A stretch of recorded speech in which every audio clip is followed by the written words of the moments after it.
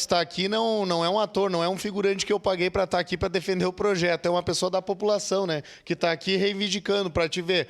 É uma coincidência do destino e, sinceramente, pedido de vista ou a opinião da Secretaria de Trânsito, Fiuza, eu não costumo ligar. Eu ligo para a opinião da população que está cansada de um serviço que deu errado, que é a RecPay.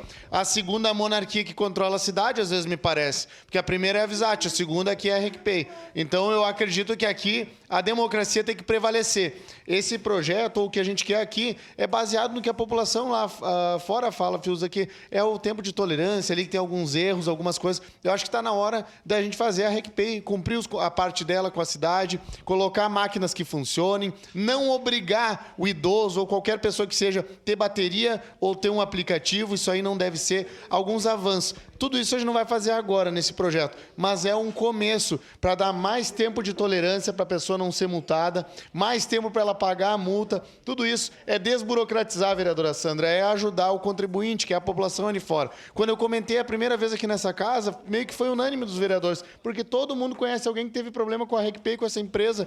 Então, eu acho que é bom para essa casa a gente aprovar uma matéria assim, é um começo, é um avanço. Teria outras coisas que a gente pode pensar mais para frente, mas é o início, presidente. Então, muito obrigado. Quero contar com os colegas aqui que apoiem e podem ter certeza que eu cito nome de um por um aqui que vão ajudar nisso. Eu conto com essa casa e vou agradecer. Vou ser grato, não é por mim, é pela população.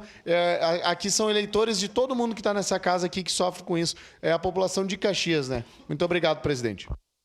Obrigado, vereador Iago. Próxima vereadora inscrita para discutir.